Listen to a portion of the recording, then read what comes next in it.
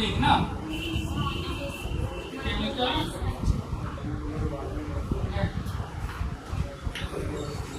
इस चैप्टर में हम लोग केमिकल बॉन्ड और मॉलिक्यूल का जो स्ट्रक्चर है उसके विषय में पढ़ेंगे।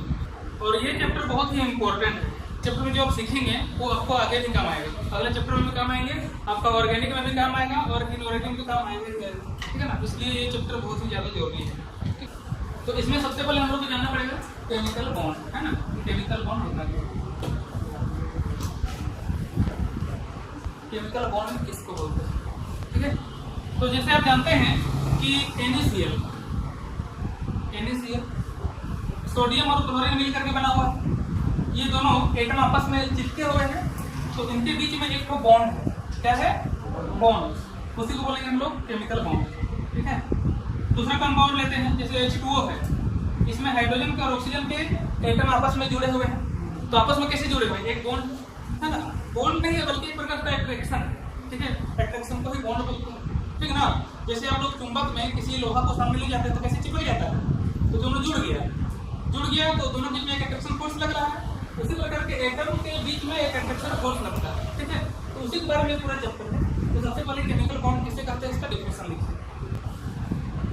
देखिए, द अट्रैक्टिव फोर्स एक प्रकार का आकर्षण बल, एक प्रकार का अट्रैक्टिव फोर्स जो कि बांध के रखता है, व्हिच होल्ड्स टुगेदर, साथ में बांध के रखता है कंस्टिट्यूएंट पार्टिकल्स, मतलब ऐसे पार्टिकल्स जिससे मिलकर के वह केमिकल स्पीसीज बना है। केमिकल स्पीसीज मतलब कोई भी मॉलिक्यूल या फिर कोई भी कंपाउंड, ठीक है ना। तो जो उसका कंस्टिट्यूएंट पार्टिकल्स है, जैसे हमने बात किया NaCl का, तो उसके कंस्टिट्यूएंट पार्टिकल है सोडियम और क्लोरीन। दूसरा बात किया था H2O का, तो H2O का कंस्टिट्यूएंट पार्टिकल है हाइड्रोजन और ऑक्सीजन। बात करते हैं H2SO4 का, तो इसका जो कंस्टिट्यूएंट पार्टिकल है हाइड्रोजन, सल्फर और ऑक्सीजन। तो इन सभी को आपस में बांध के रखने वाला जो बल है वही केमिकल बॉन्ड है ना, वही केमिकल बॉन्ड है। Attractive force which holds together, जो साथ में रखता है ना, तो कंस्टिट्यूएंट पार्टिकल्स को, जिसमें कि एटम आएंगे, आयन आएंगे या फिर मॉलिक्यूल आएंगे, इन अ केमिकल स्पीसीज, किसी केमिकल स्पीसीज में, ये सभी केमिकल स्पीसीज हैं, उनको हम लोग क्या बोलेंगे? केमिकल बॉन्ड बोलेंगे। केमिकल बॉन्ड बनता क्यों है ना, एटम्स आपस में कंबाइन क्यों करते हैं? जितने भी एलिमेंट होते हैं उन सभी के एटम चाहते हैं कि उनका जो सबसे आउटर मोस्ट, सबसे बाहरी जो कक्षा है उसमें 8 इलेक्ट्रॉन हो जाएं। कितने हो जाएंगे? 8 इलेक्ट्रॉन। 8 इलेक्ट्रॉन हो जाने से उनकी एनर्जी कम हो जाएगी। दुनिया में जितना भी पदार्थ है सब अपना एनर्जी को कम रखना चाहता है। एनर्जी कम रहेगा तो मॉलिक्यूल या फिर एटम या फिर मॉलिक्यूल जो भी है वो क्या होगा? स्टेबल होगा। कोई भी चीज जिसका एनर्जी कम होता है वो स्टेबल होता है, ठीक है। तो स्टेबिलिटी प्राप्त करने के लिए सभी चाहते हैं कि अपना ऑक्टेट पूरा करें। क्या पूरा करें? ऑक्टेट। ऑक्टेट मतलब लास्ट सेल में, सबसे बाहरी कक्षा में 8 इलेक्ट्रॉन, इसको बोला जाता है octet rule. Octet rule, octet rule. The tendency is called octet rule.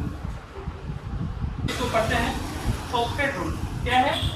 The tendency of atoms of various elements to attain a stable configuration of 8 electrons in their valence shell is the cause of chemical combination, and the principle of attaining 8 electrons in the valence shell is called octet rule। ठीक है ना। देखिए, chemical combination का कारण क्या है? क्यों stable हो जाए, है ना, अपना एनर्जी कम करके क्या हो जाए? अस्टेबल हो जाए। तो अस्टेबल होने के लिए लगभग सभी एटम ये गुण पाया गया है कि अपने वैलेंस सेल में, वैलेंस सेल उसको बोलते हैं जो सबसे बाहर वाला कक्षा होता है, वैलेंस सेल में 8 इलेक्ट्रॉन प्राप्त करना चाहते हैं। तो यहाँ पर लिखे हैं द टेंडेंसी, टेंडेंसी का मतलब होता है उनका वो गुण है, tendency of atoms of various elements, बहुत सारे एलिमेंट्स के, टू अटेन स्टेबल कॉन्फ़िगरेशन, अपना कॉन्फ़िगरेशन को स्टेबल करने के लिए क्या चाहते हैं? 8 electrons in their valence shell is the cause of chemical combination। chemical combination का ये कारण है। and the principle, और इसका जो सिद्धांत है, इसी सिद्धांत को कहते हैं ऑक्टेट रूल। ठीक है ना, कि एटम के बाहरी कक्षा में यानी कि वैलेंस सेल में 8 इलेक्ट्रॉन हो जाए, इस सिद्धांत को बोलते हैं ऑक्टेट रूल, अष्टक नियम, ऑक्टेट रूल। समझ में आ रहा है? तो जितने भी एटम हैं वो क्या चाहते हैं, अपने वैलेंस शेल में कितना हो, 8 इलेक्ट्रॉन, ठीक है ना। ऑक्टेट क्यों पूरा करना चाहते हैं, ताकि वो स्टेबल हो सके, है ना। ऑक्टेट क्यों पूरा करना चाहते हैं, स्टेबल हो सके, स्थिर हो सके, जब, है ना। दो चीज समझ में आया, एक केमिकल कॉम्बिनेशन, क्यों कॉम्बिनेशन होता है, स्टेबल होने के लिए, ऑक्टेट को पूरा करने के लिए चाहते हैं कि उनके बाहरी कक्षा में कितने इलेक्ट्रॉन हो जाए, 8 इलेक्ट्रॉन हो जाए। इसके लिए वो कंबाइन करते हैं, क्योंकि सबके पास 8 होता नहीं है, किसी का जो है 1 होता है, किसी का 2 होता है, किसी का 3 होता है, किसी का 4 होता है, किसी का 5 होता है, किसी का 6 होता है, किसी का 7 होता है, किसी का 8 होता है। तो जिनका 8 है वो तो स्टेबल है, उनको हम लोग नोबल गैस बोलते हैं, नोबल गैस का श्रेणी में रखते हैं, ठीक है। लेकिन जिनका 8 से कम है ना, वो चाहते हैं कि उनका बाहरी कक्षा में 8 इलेक्ट्रॉन हो जाए, चाहे किसी से लेकर के हो, चाहे किसी को दे करके हो, या फिर किसी से शेयरिंग करके हो, यानी कि अधबटिया में हो। अधबटिया समझ रहे ना, आधा तुम्हारा आधा मेरा, साझेदारी करके, ठीक है ना। तो ऑक्टेट पूरा करना ही चाहता है प्रत्येक एटम, उसको बोलते हैं ऑक्टेट रूल, और इसी के कारण एटम जो है कंबाइन करते हैं, आपस में जुड़ते हैं। तो कैसे जुड़ते हैं, एटम किस प्रकार से जुड़ते हैं, कैसे में डिटेल में बाद में बताएंगे। उससे पहले एक चीज और जानना है, वो है लेविस डॉट स्ट्रक्चर या फिर लेविस सिंबल, है ना। क्या जानना है, लेविस सिंबल, ठीक है। एक साइंटिस्ट है जिनका नाम था G.N. लेविस। अगला पॉइंट है हम लोग का लेविस सिंबल, है ना।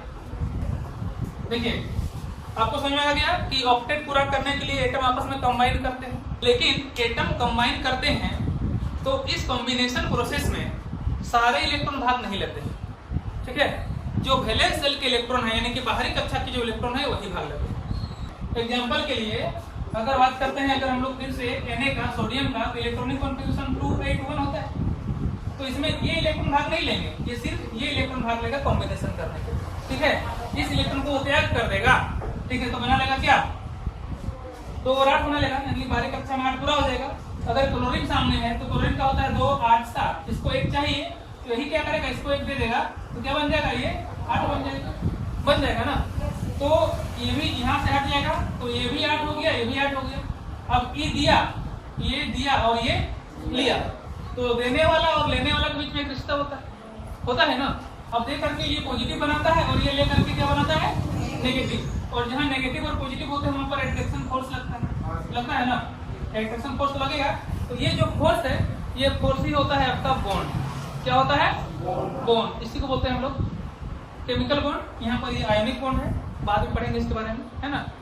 जब केमिकल बॉन्ड का टाइप पढ़ेंगे उसमें बताएंगे वो कोवैलेंट, आयनिक और जो कोऑर्डिनेट जो भी होता है। लेकिन ये क्या है, आपका बॉन्ड है कि नहीं। तो हम लोग बात किया कि जो बाहरी सेल में जो इलेक्ट्रॉन होते हैं, जैसे कि बाहरी सेल में ये था, बाहरी सेल में 7 था, तो ये भाग ले रहे हैं ना, यहाँ से बाहरी सेल में जा रहा है, बाहरी सेल से बाहरी सेल में जा रहा है, यानी कि बॉन्ड बनाने के लिए सबसे बाहर वाले सेल के इलेक्ट्रॉन भाग लेते हैं, जो अंदर वाले इलेक्ट्रॉन होते हैं वो भाग नहीं लेते हैं। तो सबसे बाहर वाले इलेक्ट्रॉन जो भाग लेते हैं केमिकल कॉम्बिनेशन में, उनको हम लोग बोलते हैं वैलेंस शेल इलेक्ट्रॉन। क्या बोलते हैं, वैलेंस शेल इलेक्ट्रॉन। और बॉन्ड बनाने के क्रम में हमें वैलेंस शेल इलेक्ट्रॉन का जरूरत पड़ेगा, ठीक है। तो उसको रिप्रेजेंट करना पड़ेगा ना, तो रिप्रेजेंट करने के लिए G.N. लेविस नाम के एक साइंटिस्ट थे। क्या नाम था उनका, G.N. लेविस, है ना। उन्होंने बताया था कि हम लोग दिखाएंगे किस प्रकार से, ठीक है ना। तो G.N. लेविस ने बताया था कि या तो हम लोग क्रॉस लगा करके या फिर और डॉट लगा करके, है ना। क्रॉस बोलो इसको और इसको बोलो डॉट। क्रॉस लगा करके या फिर डॉट लगा करके वैलेंस शेल के इलेक्ट्रॉन को दर्शा सकते हैं, ठीक है ना। और जो दर्शाने के बाद जो सिंबल बनेगा उसी को बोलेंगे लेविस सिंबल या फिर इलेक्ट्रॉन डॉट सिंबल। देखिए कैसे, एग्जांपल देते हैं। सोडियम, ठीक है ना। इसके लिए अगर लेविस सिंबल बनाना हो तो सोडियम का क्या होता है, 2, 8, 1, बाहरी सेल में 1 इलेक्ट्रॉन है ना।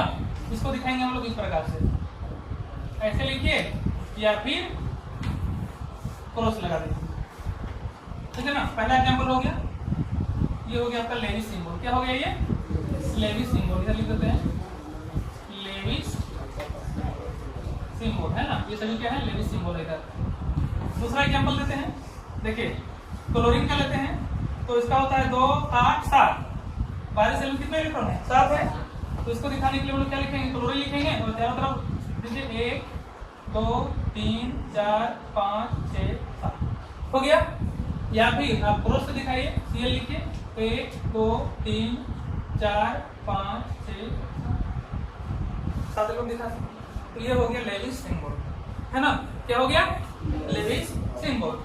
ठीक है, अगर दिखाना होगा Na प्लस, मान लेते हैं अगर आपको Na प्लस का दिखाना होगा तब आप क्या कीजिएगा, ये तो दान कर चुका है तो सिर्फ आप Na लिख दीजिए, या फिर आप Na लिख करके इसके चारों तरफ 8 इलेक्ट्रॉन दे दीजिए। ठीक है ना, 1 2 3 4 5 6 7 8 और साथ में प्लस भी दे दीजिए।